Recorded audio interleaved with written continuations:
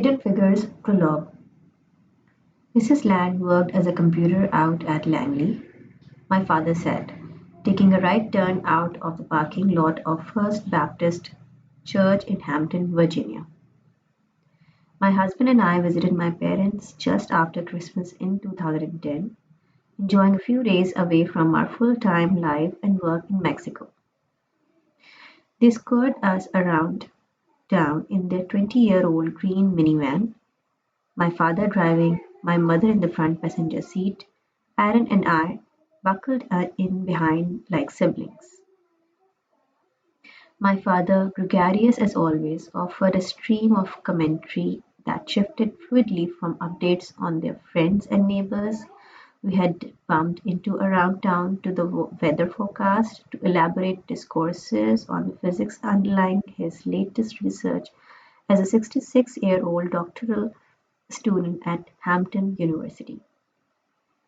He enjoyed touring my Maine born and raised husband through our neck of the woods and refreshing my connection with local life and history in the process. During our time home, I spent afternoons with my mother catching matinees at the local cinema, while Aaron tagged along with my father and his friends to Norfolk State University football games. We gorged on fried fish sandwiches at hole-in-the-wall joints near Buckoe Beach, visited the Hampton University Museum's Native American art collection, and haunted local antiques shops. As a callow 18-year-old leaving for college, I had seen many hometown as a mere launching pad for a life in worldlier locales, a place to be from rather than a place to be. But years and miles away from home could never attenuate the city's hold on my identity, and the more I explored places and people far from Hampton, the more my status as one of its daughters came to me. That day after church we spent a long while catching up with the formidable Mrs. Land, who had been one of my favorite Sunday school teachers. Kathleen Land, a retired NASA mathematician, still lived on her own well into her 90s and never missed a Sunday at church. We said our goodbyes to her and clambered into the minivan off to a family brunch. A lot of the women around here, black and white, worked as computers, my father said, glancing at Aaron in the rearview mirror, but addressing us both. Catherine Pedro, Ophelia Taylor, Sue Wilder, he said, ticking off a few more names, and Katherine Johnson, who calculated the launch windows for the first astronauts. The narrative triggered memories decades old of spending a much treasured day off from school at my father's office at the National Aeronautics and Space Administration's Langley Research Center. I rode shotgun in our 1970s Pontiac, my brother Ben and sister Lauren in the back of our father drove the 20 minutes from our house, straight over the Virgil I. Grissom Bridge, down Mercury Boulevard to the road that led to the NASA gate. Daddy flashed his badge, and we sailed through to a campus of perfectly straight parallel streets lined from one end to the other by unremarkable two-story red brick buildings. Only the giant hypersonic wind tunnel complex, a 100-foot ridged silver sphere presiding over four 60-foot smooth silver globes, offered visual evidence of the remarkable work occurring on an otherwise ordinary-looking campus. Building 1236, my father's daily destination, contained a Byzantine complex of government grey cubicles, perfumed with the grown-up smells of coffee and stale cigarette smoke. His engineering colleagues, with their rumpled style and distracted manner, seemed like exotic birds in a sanctuary. They gave us kids stacks of discarded 11 by 14 continuous form computer papers printed on one side with cryptic arrays of numbers The blank side a canvas for crayon masterpieces. Women occupied many of the cubicles. They answered phones and sat in front of typewriters, but they also made hieroglyphic marks on transparent slides and conferred with my father and other men in the office on the stacks of documents that littered their desks. That so many of them were African Americans, many of them my grandmother's age, struck me as simply a part of the natural order of things.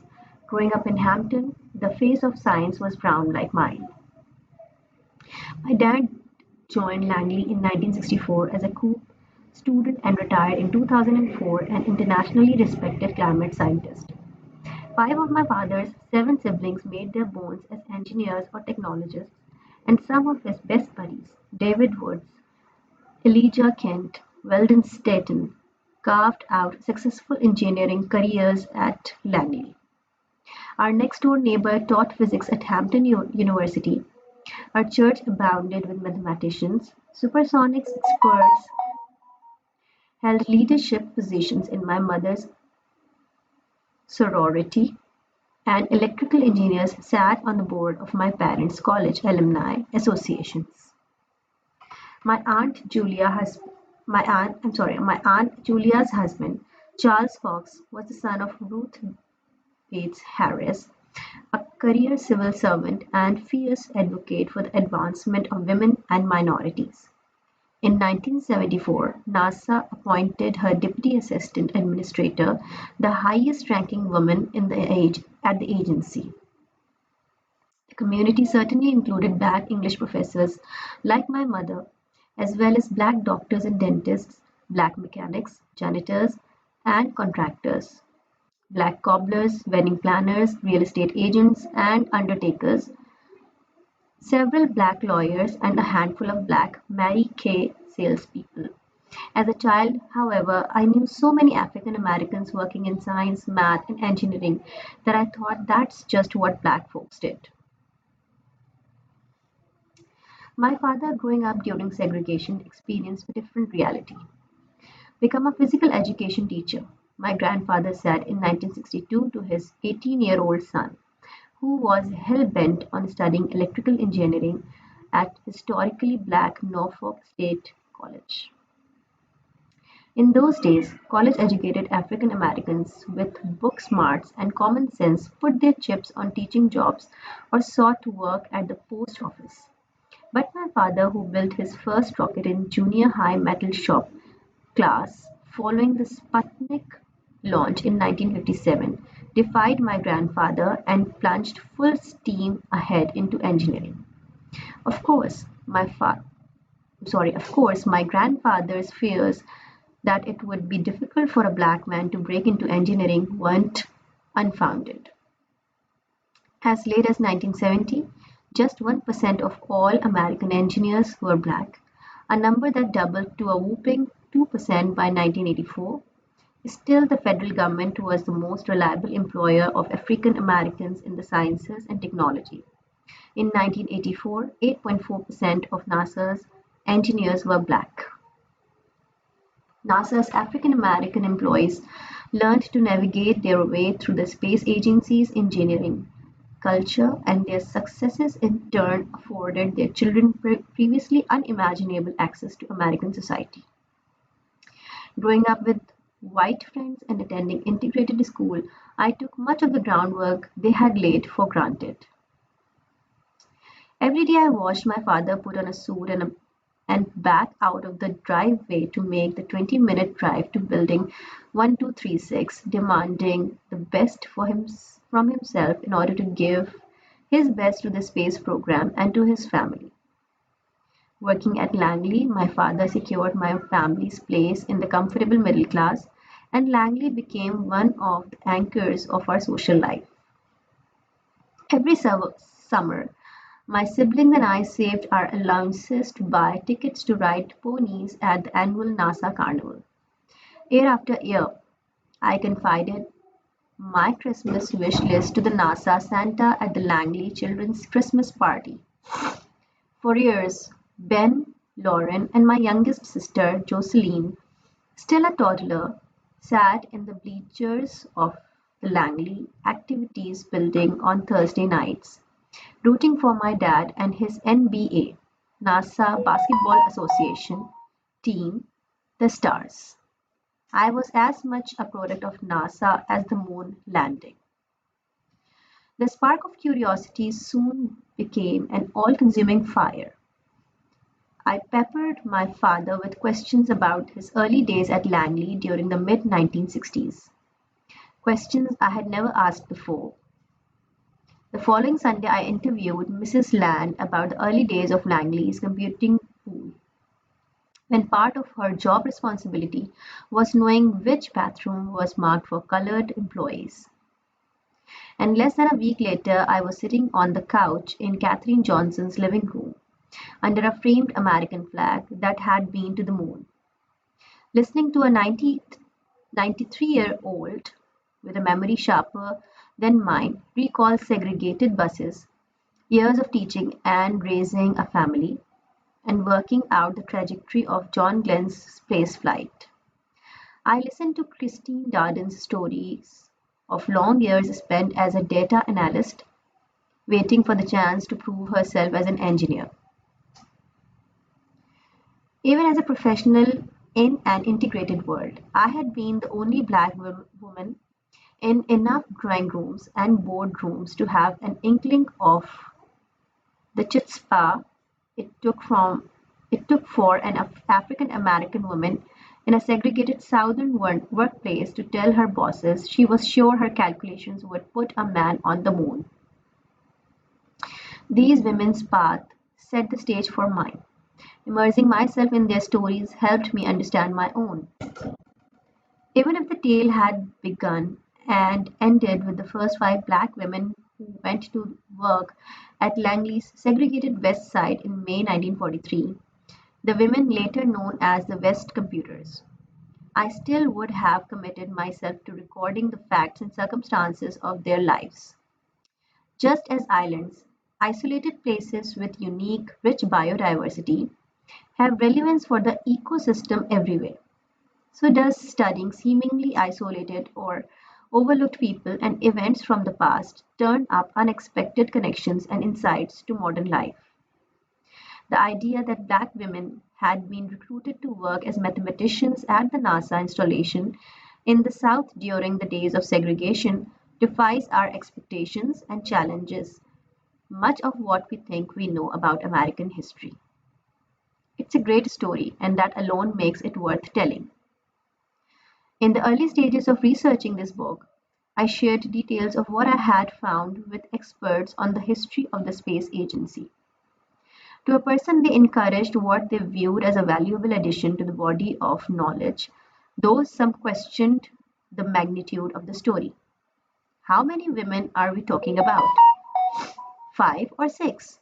I had known more than that number just growing up in Hampton. But even I was surprised at how the numbers kept adding up. These women showed up in photos and phone books in sources both expected and unusual. A mention of a Langley job in an engagement announcement in the Norfolk Journal and Guide. A handful of names from the daughter of one of the first West computers. A 1955 memo from the Langley personnel officer reporting on the numbers and status of its black employees, which unexpectedly made reference to one black woman who was a GS9 research scientist. I discovered one 1945 personnel document describing a beehive of mathematical activity in an office in a new building on Langley's west side, staffed by 25 black women coaxing numbers of out of calculators on a 24-hour schedule, overseen by three black shift supervisors who reported to two white head computers. Even as I write the final words of this book, I'm still doing the numbers. I can put names to almost 50 black women who worked as computers, mathematicians, engineers, or scientists at the Langley Memorial Aeronautical Laboratory from 1943 through 1980, and my in, in, and my intuition is that 20 more names can be shaken loosened from the archives with more research. And while the black women are the most hidden of the mathematicians who worked at the NACA, the National Advisory Committee for Aeronautics, and later at NASA, they were not sitting alone in the shadows. The white women who made up the majority of Langley's computing workforce over the years have hardly been recognized for their contributions to the agency's long-term success. Virginia Biggins worked at Langley Beat for the Daily Press newspaper, covering the space program starting in 1958. Everyone said, "This is a scientist, this is an engineer," and it was always a man. She said in a 1990 panel on Langley's human computers. She never got to meet any of the women. I just assumed they were all secretaries, she said. 5 white women joined Langley's first computing pool in 1935, and by 1946, 400 girls had already been trained as aeronautical foot soldiers. Historian Beverly Kulemba, in a 1994 study, estimated that Langley had employed several hundred women as human computers. On the tail end of the research for Hidden Figures, I can now see how that number might top 1,000. To a first-time author with no background as a historian, the stakes involved in writing about a topic that was virtually absent from the history books felt high. I'm sensitive to the cognitive dissonance conjured by the phrase "black female mathematicians at NASA." From the beginning, I knew that I would have to apply the same kind of analytical reasoning to my research that these women applied to theirs. Because as exciting as it was to discover name after name, finding out who they were was just the first step. The real challenge was to document their work, even more than the surprisingly large numbers of black and white women who had been hiding in a profession seen as universally white and male. The body of work they left behind was a revelation.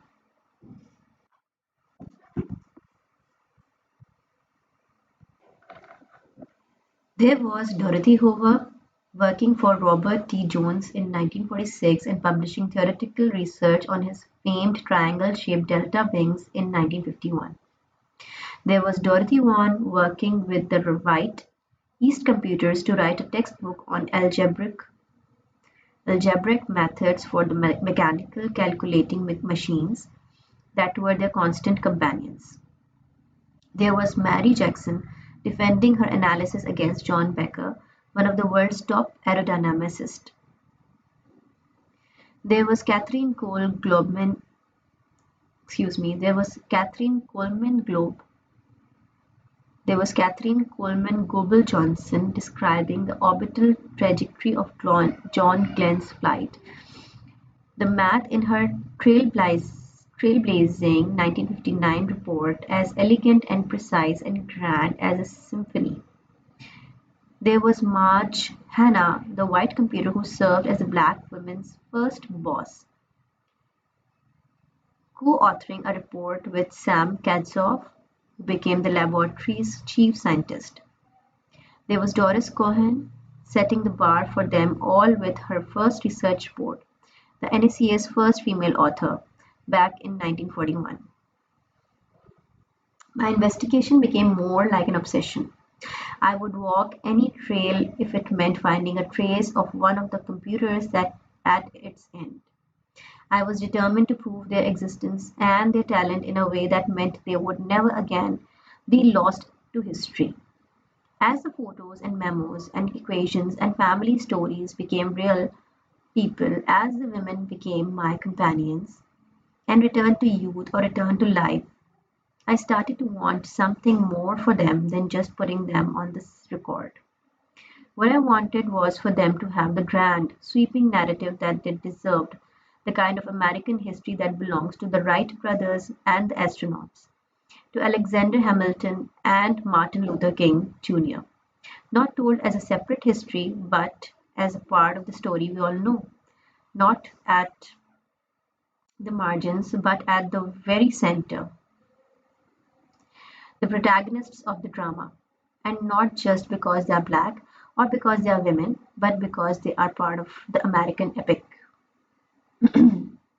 Today, my hometown, the hamlet that in 1962 dubbed itself Space Town, USA, looks like any suburban country in a modern and hyper-connected America. People of all races and nationalities mingle on Hampton's beaches and in its bus stations. The whites only signs of the past now relegated to the local history museum and the memories of survivors of the civil rights revolution. Mercury Boulevard no longer conjures images of the eponymous mission that shot the first Americans beyond the atmosphere, and each day the memory of Virgil Grissom fades away from the bridge that bears his name. A downsized space program and decades of government cutbacks have hit the region hard. Today, an ambitious college grad with a knack for numbers might set her sights on a gig at a Silicon Valley startup or make for one of the many technology firms that are conquering the NASDAQ from the Virginia suburbs outside of Washington, D.C. But before a computer became an inanimate object, and before mission control landed in Houston, before Sputnik changed the course of history, and before the NSA became NASA, before the Supreme Court case Brown versus Board of Education of Topeka established that separate was in fact not equal, and before the poetry of Martin Luther King Jr.'s I Have a Dream speech rang out over the steps of the Lincoln Memorial, Langley's West computers were helping America dominate aeronautics, space research, and computer technology, carving out a place for themselves as female mathematicians who were also black, mathematicians who were also female, for a group of bright and ambitious African American women diligently prepared for a mathematical career and eager for a crack at the big leagues. Hampton, Virginia must have felt like the center of the universe.